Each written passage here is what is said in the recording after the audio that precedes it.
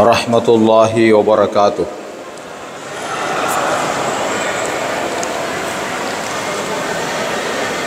Alhamdulillahilladzi asra bi'abdihi laylan minal masjidil harami ilal masjidil aqsa. Salatu wassalamu ala rasulillah alladzi urija ila as-samawati al-ula hatta rafa'a ila sidratil muntaha wa ala alihi wa ashabihi ulil kiram, amma ba'du. Para alim ulama yang hadir pada kesempatan ini, para pejabat baik dari sipil, dari kecamatan maupun TNI Polri, para tokoh masyarakat, hadir juga bersama kita salah seorang anggota dewan, ketua masjid yang baru saja menyampaikan banyak hal dalam kegiatan masjid kita ini, sama dengan namanya masjid besar, karena memang besar masjidnya dan banyak jamaahnya. Tanda hidupnya agama di satu kampung, ukurannya itu pertama melihat masjidnya, dan yang kedua ukurannya adalah melihat jumlah jamaahnya. Narekobat toy masjidna megato jamaahna, ero pertanda bahwa syiar agama di tempat itu luar biasa besarnya. Apalagi namanya masjid kita ini multazam, magene telak multazam. Jika ngareng masa ini multazam yang masjid. Sejak kapan ini masjid? Dan kapan, kenapa dinamakan multazam? Agak multazam.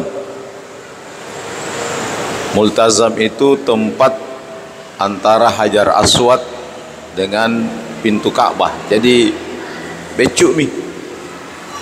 Dek mana malampe 4 meter saja. Tapi ini masjid multazam besar sekali. Nah, kala loangi ukurannya multazam.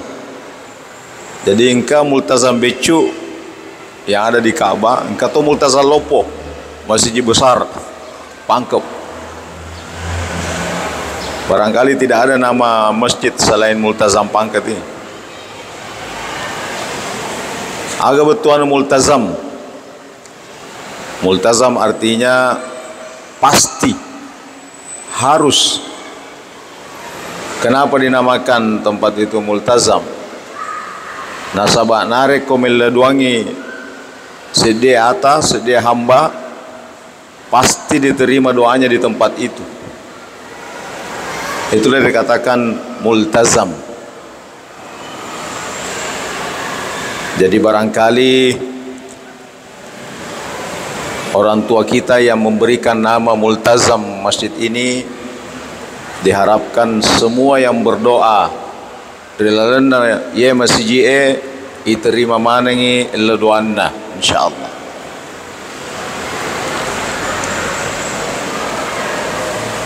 Ini juga saya mengapresiasi, sekalipun anak-anak dibawa. Saya lihat jumlahnya anak-anak di sini sama banyaknya jumlahnya orang tua. Kalau sama jumlahnya dengan orang tua, apalagi kalau lebih banyak jumlah anak-anak daripada orang tua, saya tidak khawatir 50 tahun ke depan kosong masjid.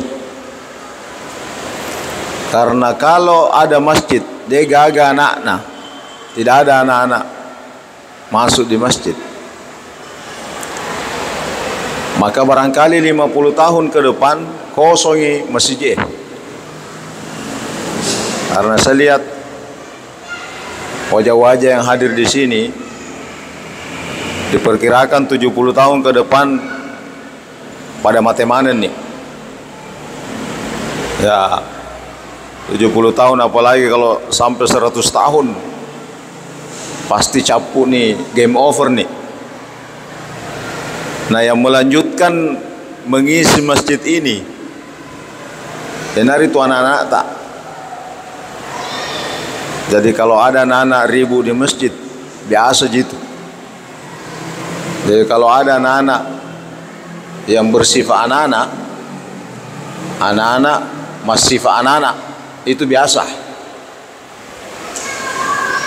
Tapi yang luar biasa itu narik kongkan anak masih sifat tomatoah. Ya, itu yang luar biasa itu. Nah, siapa di sini contohnya? Kemana ya anak-anak?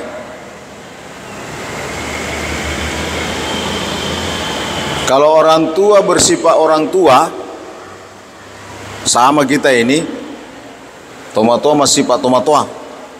Itu biasa itu. Yang bahaya itu narik kongka tomato masih sifat anak. Mage lari-lari masih. Itu berbahaya itu. Kalau ada orang tua masih sifat anak, itu berbahaya itu. Alhamdulillah kita di masjid ini memperingati Isra dan Mi'raj Nabi kita Muhammad sallallahu alaihi wasallam persis pada tanggal 27 Rajab atau 28 Rajab. Baru kemarin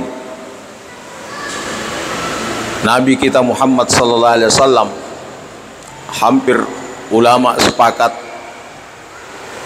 bahwa Nabi diundang Isra dan Mi'raj pada tanggal 27 Rajab, persis jatuh kemarin. Dan Masjid Multazam memperingati Isra dan Mi'raj itu.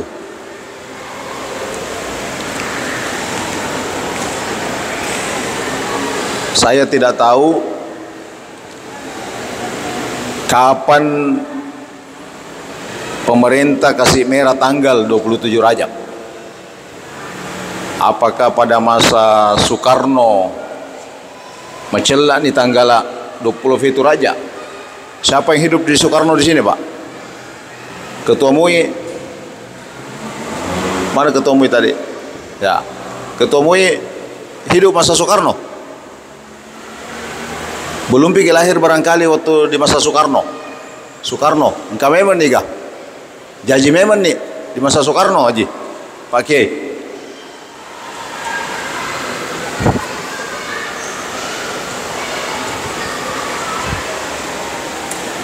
Bagus saya turun di bawah di sini ya. Ibu-ibu di sana tidak lihat saya. Siapa yang hidup di sini masa Soekarno? Berarti anak muda mana kowe? Saya masih kecil rasanya di masa Soeharto, masih SD. Setiap 27 Rajab macelat tanggal sampai hari ini belum berubah.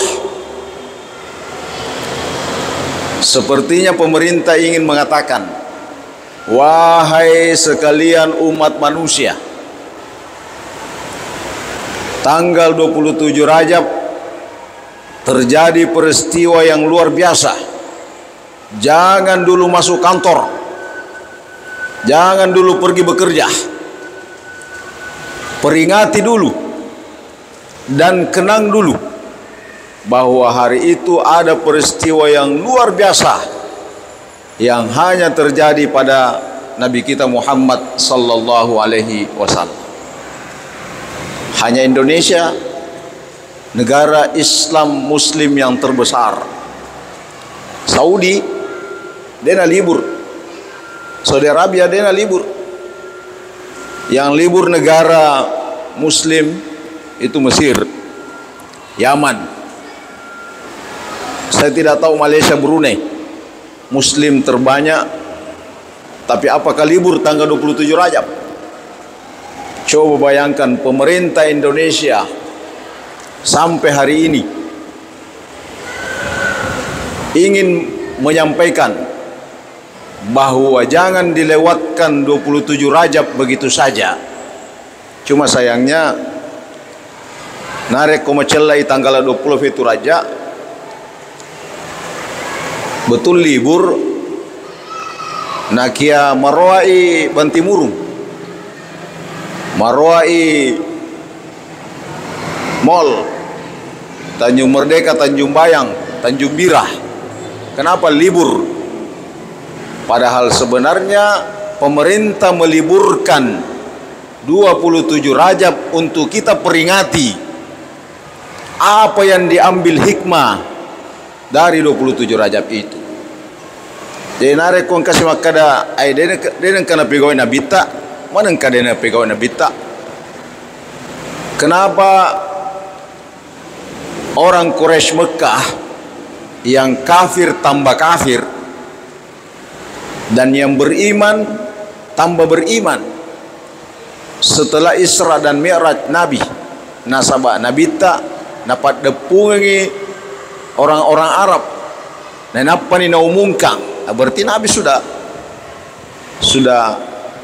peringati itu, dan yang undang untuk hadir dalam pengumuman Nabi itu, dalam peringatan itu, dan dari itu Abu Jahal. Jadi Abu Jahal panitia pertama peringatan Isra dan Mi'raj. Siapa di sini panitianya? Pak Ketua? Temannya Abu Jahal. Ya, dalam hal kepanitiaan, kalau Abu Jahal banyak dosanya karena mengumpulkan orang, tapi Pak Surahman banyak pahalanya karena mengumpulkan jamaah. Jadi beda. Itulah sebabnya kenapa dikatakan As-Siddiq, Abu Bakar As-Siddiq, mapat tongeng, orang yang pertama membenarkan Isra dan Mi'rajnya Nabi adalah panguluta Abu Bakar As-Siddiq radhiyallahu anhu. Nah sahabat, maka dia puangnya seperti ayat yang dibacakan tadi oleh qari'ah, Subhanalladzi asra bi'abdihi laylan minal masjidil harami ilal masjidil aqsa. Asange bi'abdihi enar itu masjidina tubuh si bawa roh. Jadi tidak dinamakan abdun nareko masarangi antara tubuhna si bawa rohna, dan itulah yang Mi'raj.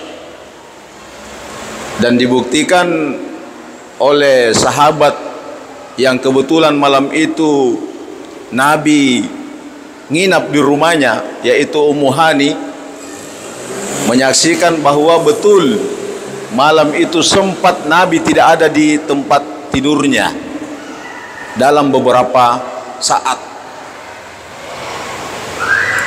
Jadi yang pergi Isra dan Mi'raj bukan hayalan, bukan mimpi. Kalau ada yang bilang saya makan di Jakarta, lalu minum di Surabaya, mandi di Kalimantan. Kapan? Tadi malam. Berapa lama? 1 jam. Bagaimana bisa mimpi? Biasa itu. Biasa itu mimpi. Kita sembahyang di Mekah, tiba-tiba bangun ada maki di Makassar. Kenapa? Mimpi. Diperjalankan rohnya. Tapi Nabi kita Muhammad sallallahu alaihi wasallam bukan mimpi. Kalau demikian, Nabi kita memiliki keistimewaan yang berbeda dengan nabi-nabi yang lain, bahkan dengan makhluk seperti malaikat Jibril. Coba bayangkan, tidak ada nabi yang sama dengan Nabi kita Muhammad sallallahu alaihi wasallam diperjalankan fisiknya. Jibril saja sampai di langit ketujuh, saat menembus ke Sidratil Muntaha, maka dia Jibril sudah sampai di sini saja saya jataku. Padahal Jibril tercipta dari cahaya. Karena dahsyatnya tempat yang namanya Sidratil Muntaha. Maka itu si paling Nabi tak bisa. Padahal Nabi manusia biasa, sama dengan kita. Ada dagingnya, ada darahnya, ada tulang-tulangnya. Kenapa bisa tembus naik ke atas? Itulah sebabnya Al-Quran mengatakan, tongangi Nabi tak bashar, manusia. Betul, Nabi itu manusia. Nakia manusianya Nabi tidak sama dengan manusia kita ini. Innama ana basyarum mithlukum. Jadi kalau ada orang yang hanya berhenti bahwa Nabi itu manusia biasa, tidak cocok dengan ayat Al-Quran. Harus dilanjutkan, yuha ilayya, Nabi diwahyukan kepadanya Al-Quran. Tadi imam, mana tadi Pak Imam? Pak Imam mana tadi? Imam masjid, imam salat Isya tadi. Lau anzalna hadzal Qur'ana ala jabal la ra'aitahu khashi'an mutasaddian min khasyatillah. Andaikan Al-Quran itu turun ke gunung yang paling besar, maka kau lihat ketika Al-Quran turun kepada gunung itu meledak, betui, meletus. Ya, meletus itu gunung. Kenapa? Karena dahsyatnya Al-Quran, gunung yang paling besar bisa meletus. Kenapa Nabi yang tubuhnya kecil bisa menerima tekanan wahyu? Karena memang sudah diformat tubuhnya. Jadi cahayanya Nabi melampaui cahayanya malaikat Jibril, bahkan bisa melampaui cahayanya matahari. Ada hadis mengatakan matahari pun diciptakan oleh Allah Subhanahu wa taala karena cahayanya Nabi kita Muhammad sallallahu alaihi wasallam. Bahkan semua makhluk, ero Nabi Adam ketika dikeluarkan dari sorga, nasabah melakukan pelanggaran, lama sekali Adam membaca wirid-wirid, zikir-zikir bentuk pertobatan, tapi Allah belum dengar. Nanti kemudian Adam menaikkan wajahnya seperti ini ke atas, lalu melihat, ini hadis ini Sahih Bukhari, lalu melihat tulisan asyhadu an la ilaha illallah Muhammadur Rasulullah. Dia baca Adam. Allah kemudian bertanya kepada Nabi Adam, wahai Adam, bagaimana kau bisa baca itu Muhammad padahal belum ada orangnya? Kalau begitu engkau memangnya sunnah Nabi tak bergandengan si bawa sunnah puangi, tertulis maktubun tahtal arsh, tertulis di bawah arash. Maka Adam berkata, saya membacanya karena saya melihat tertulis di bawah arashmu. Kalau nama ini bukan biasa-biasa, bukan sesuatu yang luar biasa, maka pasti nama itu tidak digandengkan dengan namamu. Jadi itulah Al-Quran mengatakan, wa rafa'na laka dzikrak fa inna ma'al usri yusra, inna ma'al usri yusra. kalau ada kesulitan. Ini Al-Quran mengatakan, kami angkat namamu wahai Muhammad, digandengkan dengan nama Allah.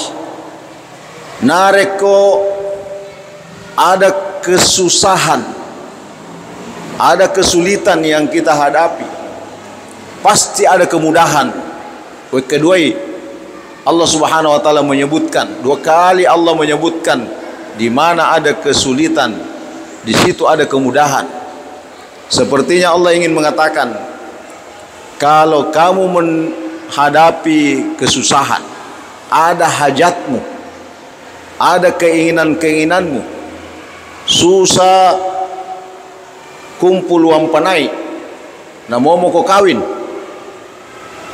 yang keberapa kali? Mau kau kawin, nah tidak ada uang panaimu, itu juga empang tidak jadi-jadi doana, ikannya juga sering mati, atau mungkin ada hajat-hajat lain. Jangan kemana-mana, baca saja salawat, Allah akan memudahkan segala urusan. Ya, jadi perbanyak saja baca salawat, Allah akan memudahkan urusan kita. Tadi ada salawatnya, sallallahu ala Muhammad sallallahu alaihi wasallam. Coba kita baca 7 kali, semua 7 kali. Taniakan ini, apa kesusahan tak? Semoga Allah memberikan kemudahan. Nah, palomo fuange. Itulah kenapa disebut dengan al-insyirah, ayat atau surah Mapalomo. Bahasa apa di sini? Bahasa Bugis, bahasa Makassar. Bugis tidak?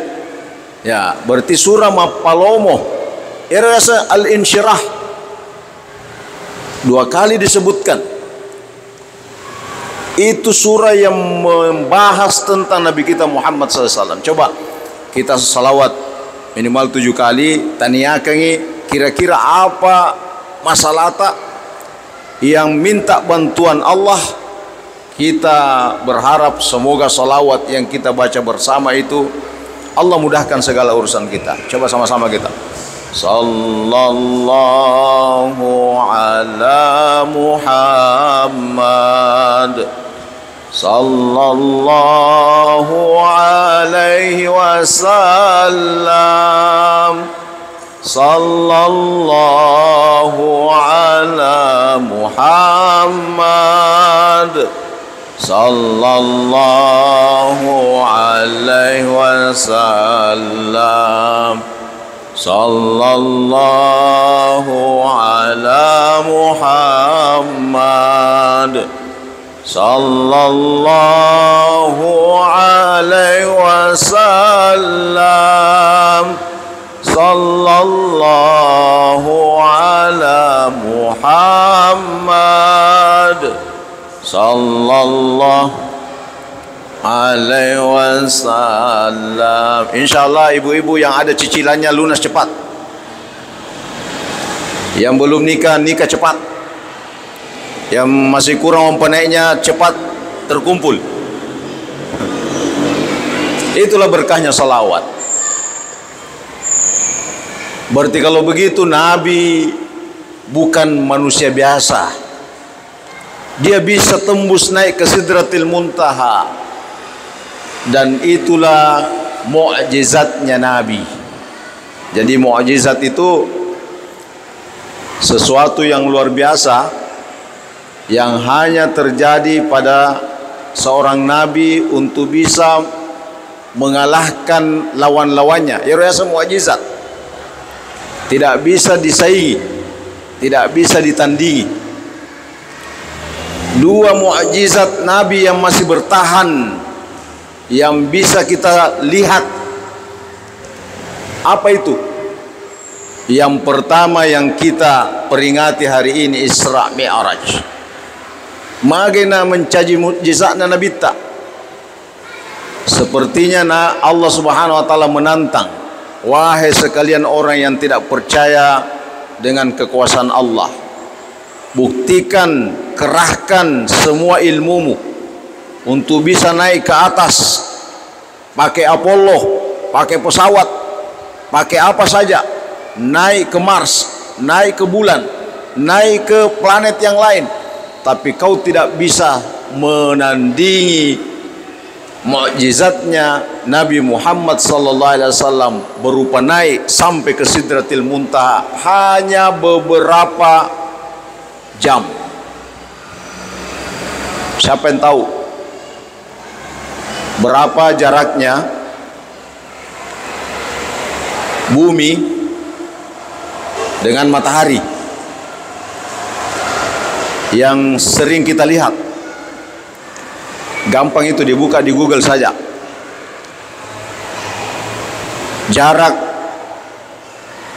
bumi dengan matahari 149 juta 149 juta kilometer.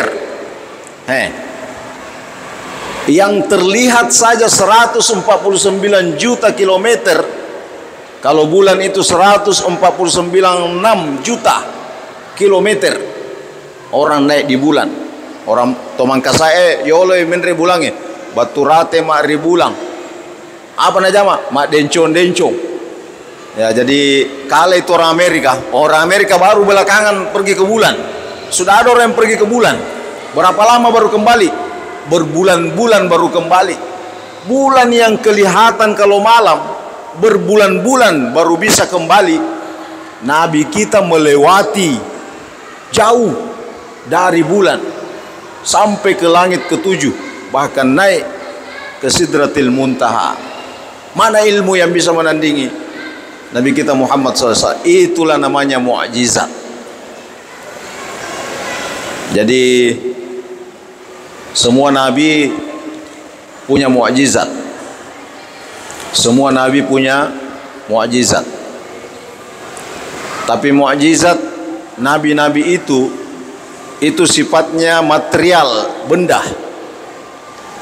Yeronare komate ni sedia nabi maka caputoni mukjizatna, expire itu mukjizat. Nasabah berupa benda. Misalnya tongkat bisa jadi ular. Mate Nabi Musa dek tona gaga tekeng mencajula. Mukjizatnya Nabi Isa tobuta na warru-warru min Nabi Isa melihat. Kalau ada orang kat dala na japi-japi bawa na keteni bawa Nabi Isa mulus kembali. Andaikan dulu Presiden Gus Dur ketemu dengan Nabi Isa, ya pasti ketemu dan minta japi-japi bawa ke Nabi Isa melihat. Tapi dengan meninggalnya Nabi Isa tidak ada lagi dokter yang bisa menyembuhkan seketika. Bahkan orang mati pun bisa dihidupkan dengan izin Allah. Itu namanya mukjizat, sesuatu yang luar biasa.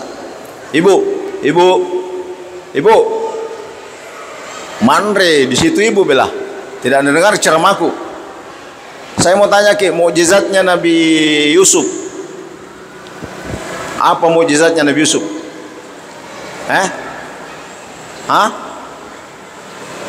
Punya wajah yang sangat ganteng. Kalau saya tanya, ganteng mana Nabi Yusuf dengan Suamita? Suamita, karena ada Suamita di sini. Coba bandingkan, coba kegantengannya Nabi Yusuf dengan Suamita. Nabi Yusuf dari kecil dirawat oleh ibu angkatnya. Ternyata sampai besar ibu angkatnya tertarik dan mengajak anaknya itu berselingkuh, melakukan perbuatan serong. Sampai-sampai beredar di luar istana, digosipkan sama ibu majelis taklim Multazam. Bukan Multazam sini. Dia bilang, masa ibu-ibu gombal anaknya sendiri, dia rawat dari kecil sampai besar, pagar makan tanaman. Ini Ibu Zuleha, istri Perdana Menteri, dengar gosip itu. Apa yang dilakukan? Dapat depungi ibu-ibu yang suka gosip tadi. Lalu disiapkan di situ makanan dan lain-lain. Disiapkan di situ buah-buah. Disuruh kupas. Silahkan Bu kupas. Ada di sini ada di sini buah-buahan, ada ya. Silahkan Bu dikupas. Sementara nalapak niro buah-buahnya, tiba-tiba Yusuf lewat di hadapannya. Apa yang terjadi? Tania buah yang dikupas, tapi tangannya yang diiris. Madara colok ni limanna. Nakiadepa na panedingi pedina limanna. Nasama magai. Menatap wajah yang begitu ganteng, sampai-sampai luka pun tidak terasa. Coba beda ibu, kalau ada yang sakit gigi, baru lihat suami tak, berhenti sakit gigi tak? Cerita kalau berhenti, tambah sakit gigi tak? Kalau ada yang sakit gigi sekarang, lalu lihat Ustadz ceramah begini, tambah sakit gigi tak? Tidak ada lagi yang sama gantengnya Nabi Yusuf, yang sakit pun tidak dirasakan lagi. Karena itu mukjizatnya Nabi Yusuf alaihissalam. Nah, inilah Isra dan Mi'raj ini mukjizat Rasulullah sallallahu alaihi wasallam, bukan biasa-biasa.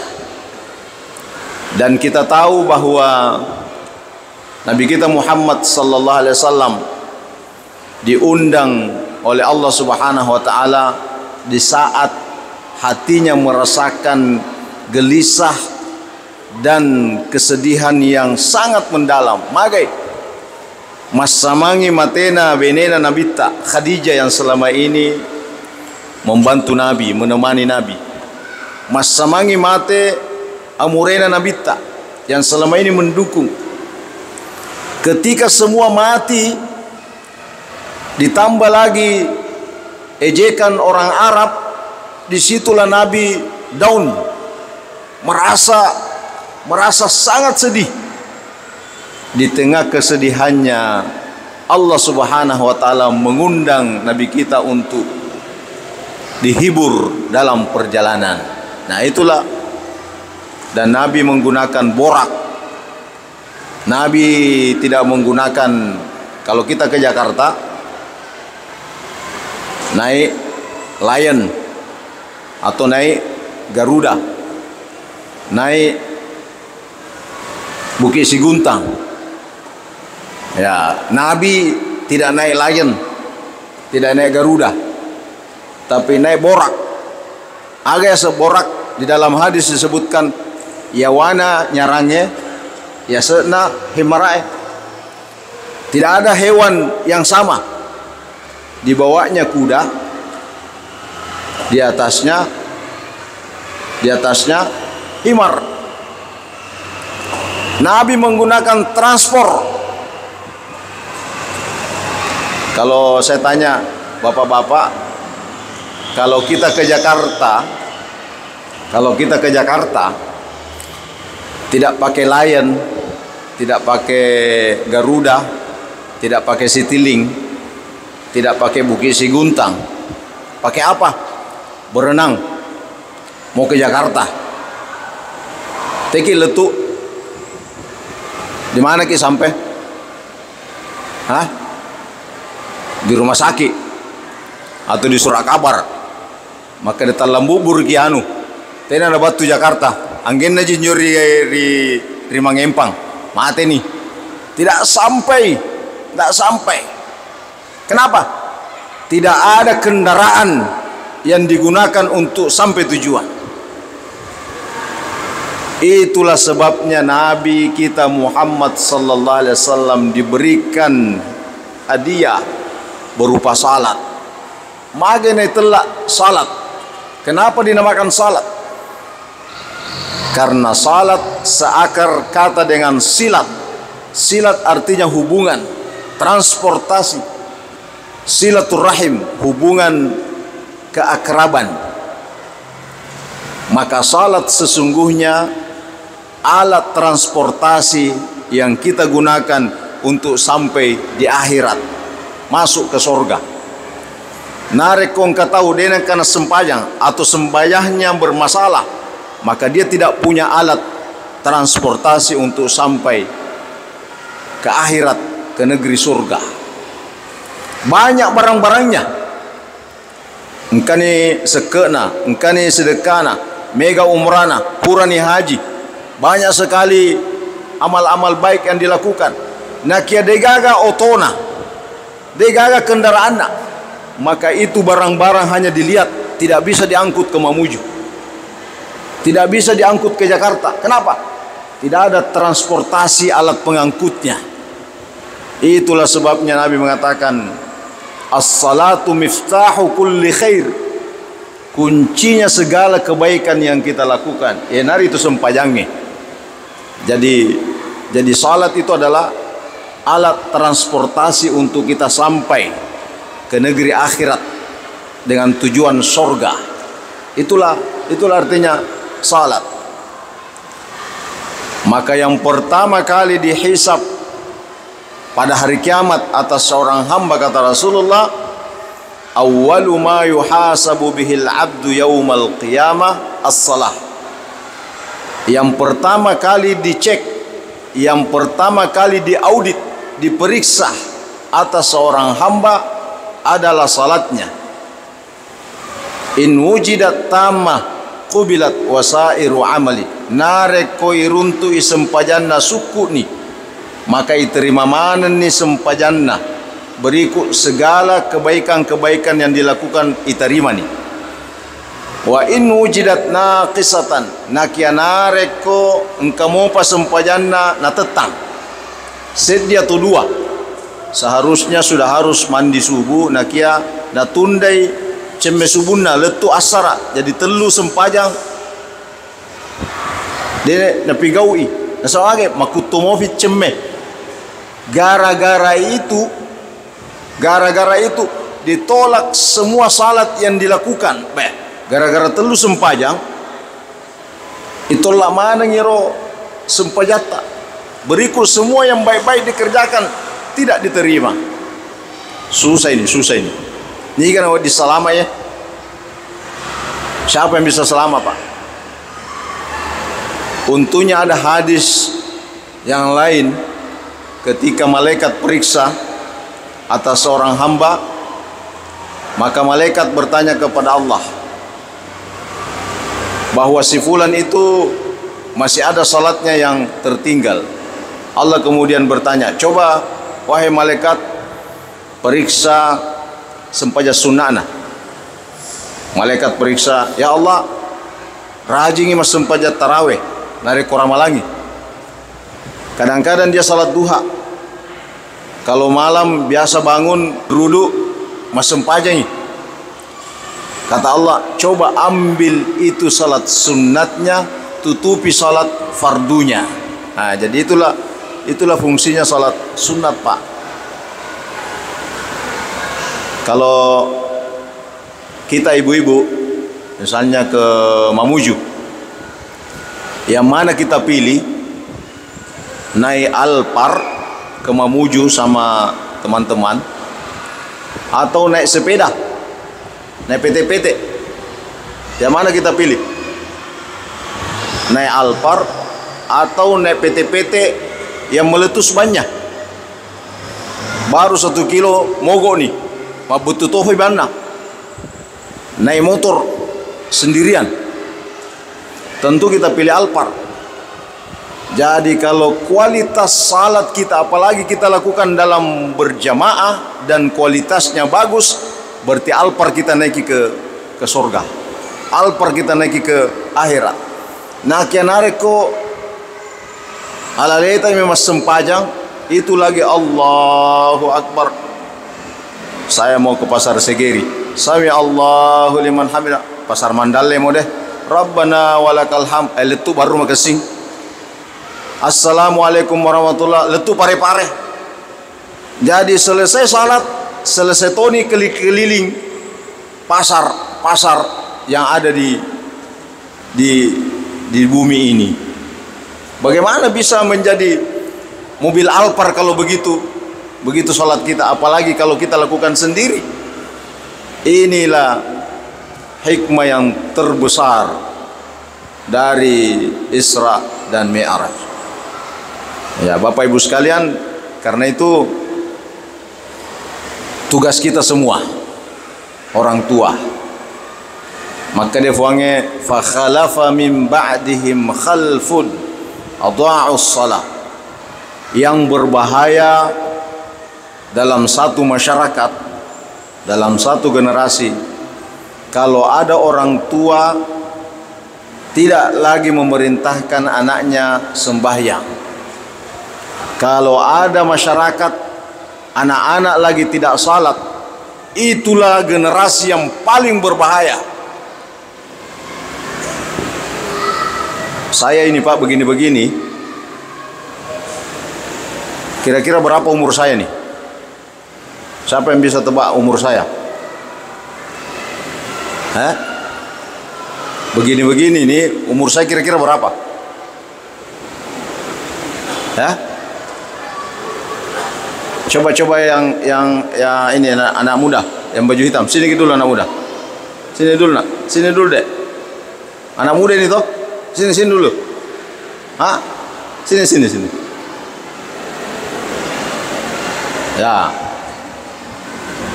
Coba kita bandingkan yang mana yang tua, saya atau dia?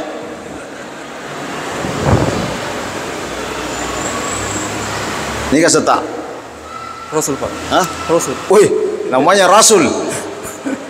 Nah kalau memang dari segi nama, nah kalau memang nak. Ya, kira-kira berapa umurku? 50 ke bawah Pak. Oh, 50 ke bawah. Maunya bilang ku 30. Ya. Supaya kasih kau hadiah. Ya.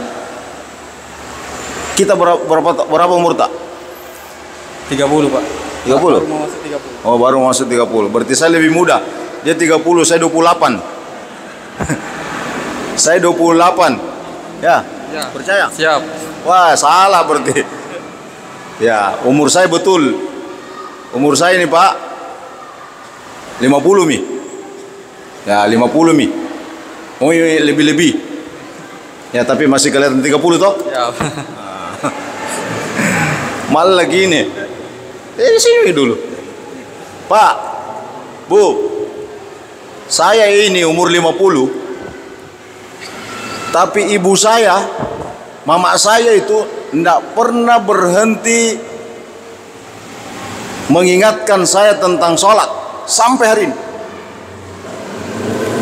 Apakah saya biasa tidak sholat fardu? Bukan fardunya. Ibu saya tahu tidak mungkin dia tinggalkan fardu. Tapi yang sering dinasehati ketika salat berjamaah sama-sama dia, nah ada lihat gerakanku tidak mau salat sunat, langsung dia bilang, sampai sunat kau jolo. Selalu begitu. Sembahyang sunat dulu.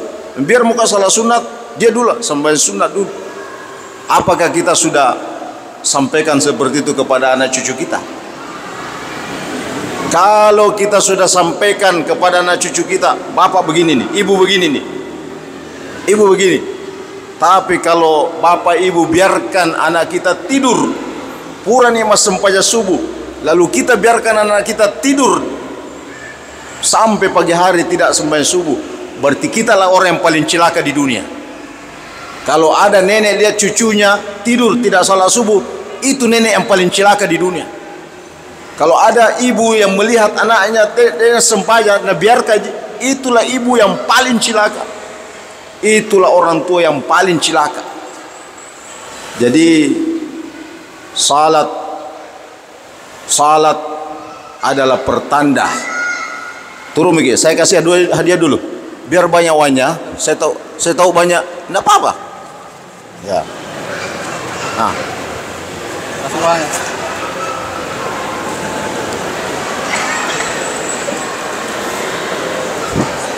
Inilah hikmah yang terbesar dari Isra dan Mi'raj Nabi kita Muhammad sallallahu alaihi wasallam.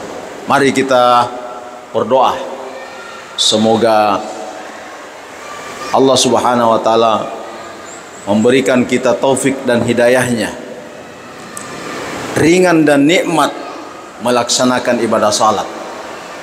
Jadikan salat sebagai kehidupan budaya yang hidup di tengah keluarga kita, di tengah masyarakat kita. Kita berdoa semoga kita semua seperti doanya Nabi Ibrahim, Rabbi ja'alni muqimas salah. Tolong dibaca ini setiap sudah salat. Kalau perlu di akhir sujud kita, Rabbi ja'alni muqimas salah. Rabbi ja'alni muqimas salah. Kita ulang coba. Rabbi ja'alni muqimas salah. Artinya, ya Allah, jadikan saya orang yang selalu salat. Wa min dzurriyyati, anak-anakku dan cucu-cucuku juga. Itu yang saja kita baca. Sebelum angkat kepala kita dari sujud, kita baca lalu roh. Rabbi ja'alni muqimas salah wa min dzurriyyati. Coba ulang sama-sama. Rabbi ja'alni muqimas salah wa min dzurriyyati. Itu yang pendek itu. Ada ibu di Mesir ditanya, 7 anaknya berhasil semua. Ada yang profesor, dokter, luar biasa berhasil semua. Padahal ibu ini seorang diri, sudah mati suaminya.